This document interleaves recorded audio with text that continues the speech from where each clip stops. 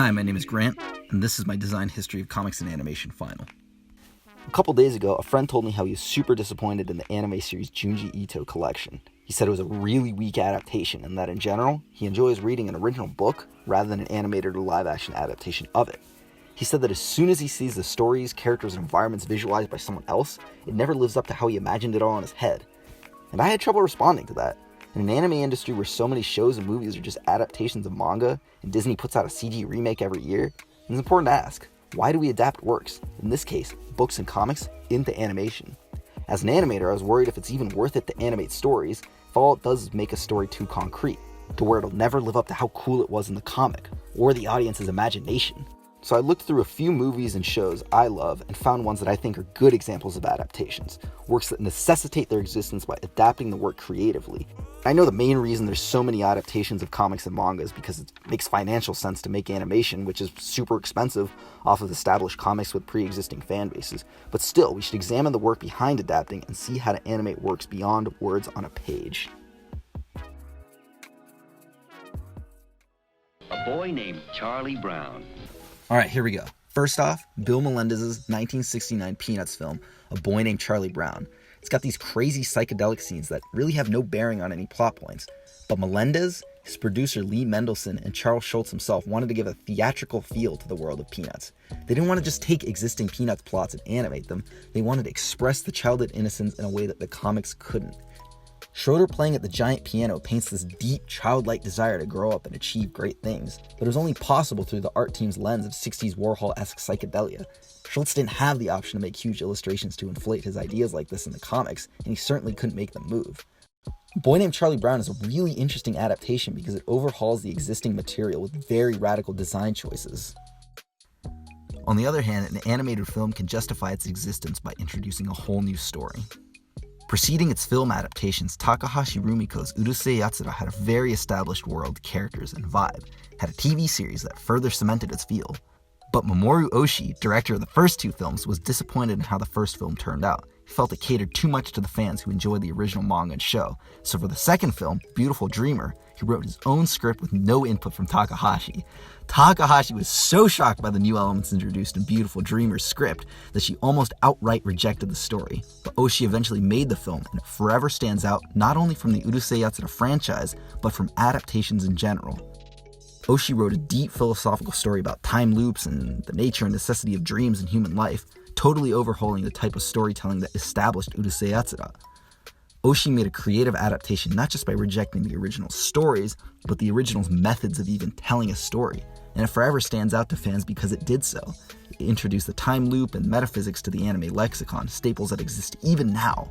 In contrast to A Boy Named Charlie Brown, Beautiful Dreamer didn't try to add anything to the show's design vocabulary, but it added a whole new dimension to its story library. It justifies its existence by creating something unexpected and way crazier than a reader of the original work could have imagined. I think an adaptation that might not move the way you'd expect would be The Tatami Galaxy by Masaaki Yuasa and his team.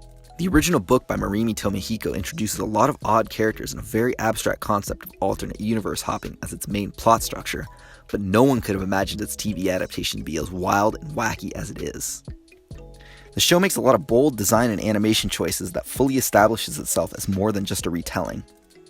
The harsh-angled monochromatic backgrounds and morphy animation may not be what you'd imagine when you read the book. It feels worth your time to watch it because it's actually different from the original. Through heavy collaboration, they were able to push a piece of writing beyond the reader's imagination. On the other hand, the same author had another one of their books, The Eccentric Family, also adapted into animation. It's got the same type of story, similar dialogue, but the show version of Eccentric Family doesn't really do anything that the book couldn't. Like, let's say you have a scene of an old guy smoking and you want to show that he's kind of weird. Do you just animate him smoking a cigar and throw in some effects animation of smoke? Or do you do this?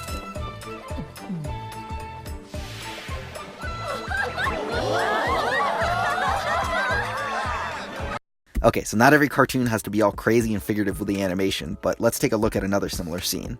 Again, same author, but different animation studios working on each show. If you got a scene where your protagonist is waiting to ambush a group, but they see their romantic interest, do you show it like this?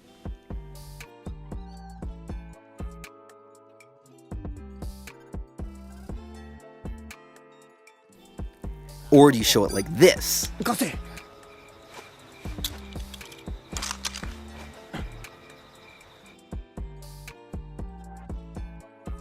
彼女工学部だからバードマンの設計やってるんじゃないかな。おい、今日はやめにしないか。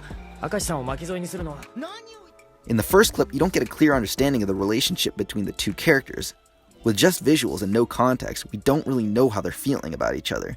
But with the second scene, you know exactly how the protagonist feels about the other character, so his caution later in the scene makes sense.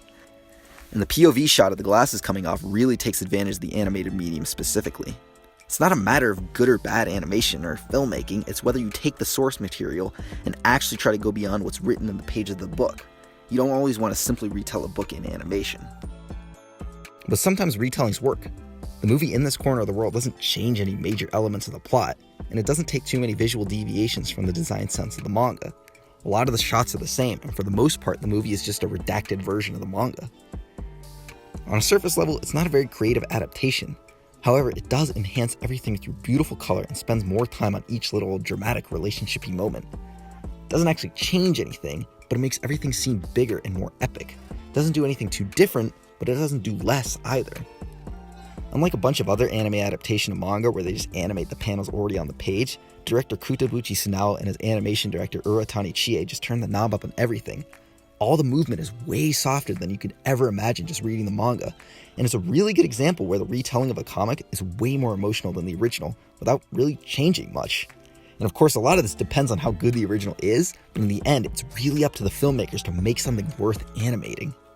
Because if your adaptation doesn't enhance the original work and it just cements the story in a boring place way less fun than what the audience could imagine, it might not be worth it to adapt the work at all. And maybe all this is super obvious, like of course you want an animated adaptation to enhance the original. And of course, a lot of this is affected by time and budget, but still, no one wants to feel like they wasted their time watching something, and absolutely no one wants to feel like they wasted their time animating something. Oh, fuck.